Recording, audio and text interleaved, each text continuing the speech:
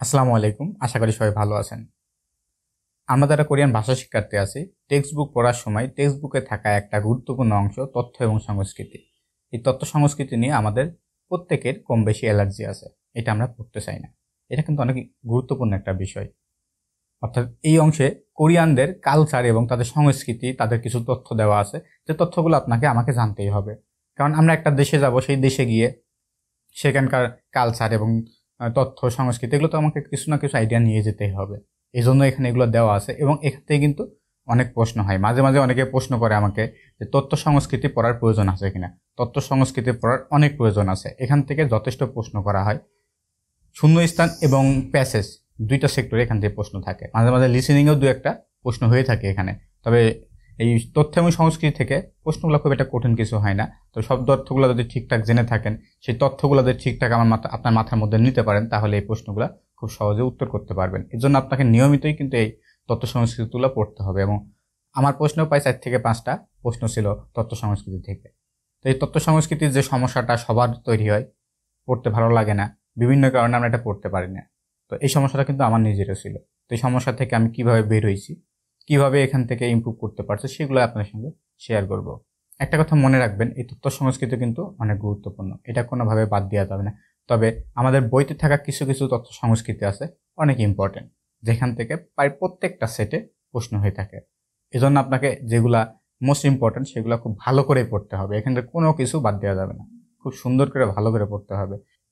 তো কেউ এই তথ্য সংস্কৃতি পড়া বাদ দিবেন না, এটা কিন্তু পড়তে হবে।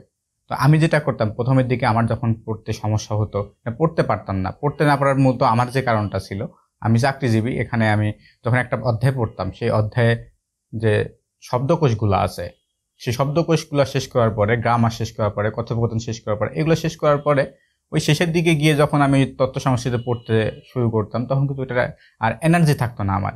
ওটা পড়ার মতো মন মানসিকতা কোনো কিছুই থাকতো না। তো এরকম সমস্যা চলতে থাকে। প্রথম দিকে একটু হতাশ হতে থাকি, যখন মনে করেন 6 অধ্যায় 7 অধ্যায় পড়ছি। তো 6 অধ্যায় দেখবেন যে 1 লাইনে 2 লাইনের যে সংস্কৃতগুলো আছে, এইগুলো আপনার কাছে কঠিন মনে হবে তখন, যখন আপনি 6 অধ্যায়তে থাকবেন। সেই সময় 6 অধ্যায় শব্দ অর্থগুলো পড়ার পরে যখন এই তথ্য সংস্কৃতি যাবেন, তখন দেখবেন একটা ভয় কাজ করবে, পড়তে পারবেন না।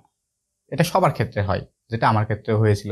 তো পরবর্তীতে আমি এটা নিয়ে একটা ডিপ্রেশনে ভোগ করতে থাকি, কিন্তু পরবর্তীতে এটার জন্য আমি একটা সলিউশন বের করি আমার নিজের জন্য। তো যখন দেখি যে এই সমস্যাগুলো আমার হচ্ছে, আমি ঠিক মতো পড়তে পারছি না, তখন এটা বাদ রাখি। আমি বাদ রেখে যখন আমি কয়েকটা অধ্যায় পার হয়ে গেছি, অর্থাৎ 10 থেকে 12টা কিংবা 15 অধ্যায় পর্যন্ত চলে গেছি, তখন আমি কি করছি, এই প্রথম থেকে অর্থাৎ 6 অধ্যায় থেকে তথ্য সংস্কৃতিগুলা পড়া শুরু করছি।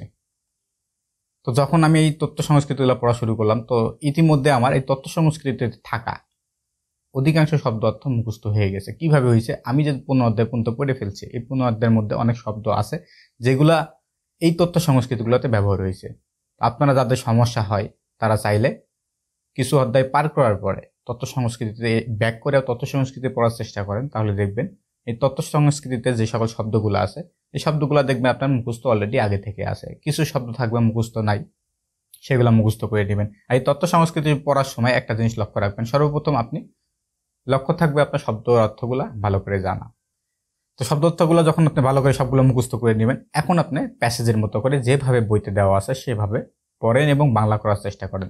যদি বাংলা প্রথমে করতে না পারেন, তখন নিচের দিকে যে বাংলা দেওয়া আছে সেটার সঙ্গে মিলিয়ে দেখার চেষ্টা করেন। তবে আমাদের বইতে যে বাংলাটা দেওয়া আছে সেটা কিন্তু অটো ট্রান্সলেট, যার কারণে অনেকগুলা সেন্টেন্সের সঙ্গে দেখবেন বাংলাটা মিলবে না। এজন্য নিজে নিজে যে শব্দ অর্থগুলো পড়ে আসছেন, এখন সেগুলো ব্যবহার করার চেষ্টা করেন। দেখেন সহজেই আপনি ওই তথ্য সংস্কৃতিটা পড়তে পারবেন।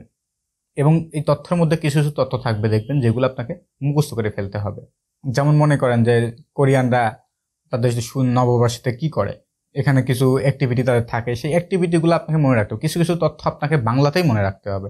এবং কিছু কিছু তথ্য সংস্কৃতি পাবেন যেটা দেখবেন আপনার পড়তে সমস্যা হবে, একদমই পড়তে পারছেন না, তাহলে সেটা একদম বাদ দিয়ে না। বাদ না দিয়ে যে সংস্কৃতিটা আছে সেটা আপনি ভালো করে রিডিং পড়েন এবং পাশাপাশি বাংলা সহ পড়তে থাকেন এবং কয়েকবার এটা পড়তে থাকেন, দেখবেন অনেকটা ইজি হয়ে আসবে। তারপরে যদি মুখস্থ না হয়, তাহলে ভালো করে রিডিংটা পড়ে বাংলাটা বোঝার চেষ্টা করেন। এরপরে যখন এই ধরনের প্রশ্ন যদি আপনার সামনে আসে, তাহলে কিন্তু আপনি ওই যে দু একটা শব্দ যেটা তখন আপনার মাথায় ক্যাচ করতে পারবে, তখন রিডিং পড়ছিলেন, মনোযোগ দিয়ে রিডিং যদি পড়েন তাহলে ওইটা দেখবেন আপনার মাথার মধ্যে আসবে। এবং এই ধরনের একটা সংস্কৃতি যে ছিল আমাদের বইয়ে, সেটার কি অর্থ ছিল, এটা একটা সারমর্ম আপনার মাথার মধ্যে আসবে। পুরোটা আপনি বুঝতে না পারলেও একটা সারমর্ম আপনার মাথার মধ্যে আসবে, তখন আপনি মোটামুটি একটা উত্তর করার পর্যায়ে যেতে পারবেন।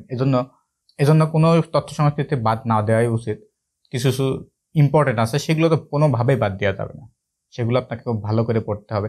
এরপরে কোনোটা যদি দেখা যায় মুখস্থ করতে সমস্যা হচ্ছে, পারতেছে না, তখন তখন এই সিস্টেমটা আপনি অ্যাপ্লাই করতে পারেন, যে খুব সুন্দর করে ভালো করে মনোযোগ দিয়ে রিডিং করে সেটার বাংলা অর্থ করার, তাহলে দেখবেন অনেকটা ইজি হবে। এখানে আমি আর একটা টেকনিক ফলো করতাম, যেটাতে মনে করেন আমি একটা তথ্য সংস্কৃতি সেটা আমার নিজের কণ্ঠে রেকর্ড করে নিতাম। রেকর্ড করার পরে আমি আমার অফিসে যাওয়ার পরে লাঞ্চ করার পর কিংবা কখনো যদি ফ্রি সময় পেতাম, তখন সেই সংস্কৃতিটা কানে হেডফোন দিয়ে বাজিয়ে দিতাম এবং সেটা শুনে শুনে অর্থ করার চেষ্টা করতাম। এভাবে আপনারাও চেষ্টা করেন, সংস্কৃতিগুলা পড়ে ফেলেন। এবং পাশাপাশি যদি এমন সময় থাকে, অবসর সময় তো আমাদের প্রত্যেকেরই কম বেশি থাকে, আমরা কত সময় তো অপচয় করি, সেই সময়টাকে একটু কাজে লাগান। যতটুকু সময় আছে এই সময়টুকুর মধ্যে যদি আপনি কাজে লাগাইতে পারেন, একটা রুটিন মাফিকের মধ্যে আসতে পারেন, তাহলে ভালো কিছু হয়তো আপনার জন্য হতে পারে। একটা জিনিস চিন্তা করে দেখেন, এতগুলা মানুষের মধ্যে আপনি লটারি পেয়েছেন, তাহলে দেখেন আপনি কত বড় ভাগ্যবান। হয়তো আল্লাহ আপনার জন্য ভালো কিছু রেখেছেন, তার জন্য হয়তো বা এই লটারিতে আপনার আসছে। এখন আপনার এই সুযোগটাকে কাজে লাগাতে হলে ভালো করে পড়াশোনা করতে হবে। একটা জিনিস লক্ষ্য রাখবেন, আপনি যে বইগুলো পড়ছেন, অর্থাৎ টেক্সট বুক 1 এবং 2, পাশাপাশি যারা পরীক্ষার জন্য প্রস্তুতি নিয়েছে তারাও কিন্তু একই বইয়ে পড়ছে। তো তাদেরকে আপনার কোর্স করতে হলে আপনার মধ্যে বাড়তি কিছু থাকতে হবে। বাড়তে কি কি থাকতে হবে সেগুলো আপনি নিজেই চিন্তা করতে থাকেন, যে ওদেরকে থেকে আমাকে এগিয়ে থাকার জন্য কি কি করতে হবে। এগুলো চিন্তা করতে থাকবেন, দেখবেন একটা সলিউশন পাবেন। এটা মনে রাখবেন যে তাদেরকে পার করতে হলে, তাদের থেকে এগিয়ে থাকতে হলে আপনাকে তাদের থেকে এক্সট্রা কিছু আপনার মধ্যে থাকতে হবে, তাহলেই তাদের থেকে আপনি এগিয়ে থাকতে পারবেন। তো তথ্য সংস্কৃতি যারা বাদ দিয়ে চিন্তা ভাবনা করছেন, তারা এটা ভুলে যান। তথ্য সংস্কৃতি খুবই ইম্পর্টেন্ট, এটা আপনাকে পড়তে হবে, এটা কোনোভাবেই বাদ দেওয়ার মতো সিস্টেম নেই।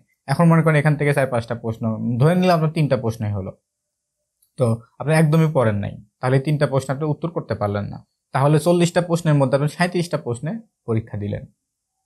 পাশাপাশি দেখা যাচ্ছে 37টা প্রশ্নের মধ্যে তো আরো ভুল হইতেই পারে, অনেকগুলো আনকমন থাকবে। তো এভাবে যদি বাদ পড়তেই থাকে, তাহলে তো আপনার ভালো রেজাল্ট আশা করাটা বোকামি হবে। এই জন্য প্রিপারেশন যদি নিতেই হয়, তাহলে ভালোভাবে প্রিপারেশন নিতে হবে। যেহেতু এই লাইনে চলে আসছেন, তাহলে এখন থেকে ভালো করে প্রিপারেশন নিতে থাকেন, ইনশাল্লাহ আপনার জন্য আল্লাহ ভালো কিছু রেখেছেন। কোন কোন অধ্যায়ের তথ্য সংস্কৃতিগুলা অনেক গুরুত্বপূর্ণ, এই ধরনের যদি ভিডিও পেতে চান তাহলে কমেন্ট বক্সে জানাবেন ইনশাল্লাহ কোন কোন অধ্যায়ের তথ্য এবং সংস্কৃতিগুলা অনেক গুরুত্বপূর্ণ, অর্থাৎ যেগুলো বাদ দেওয়া যাবে না, অবশ্যই পড়তে হবে।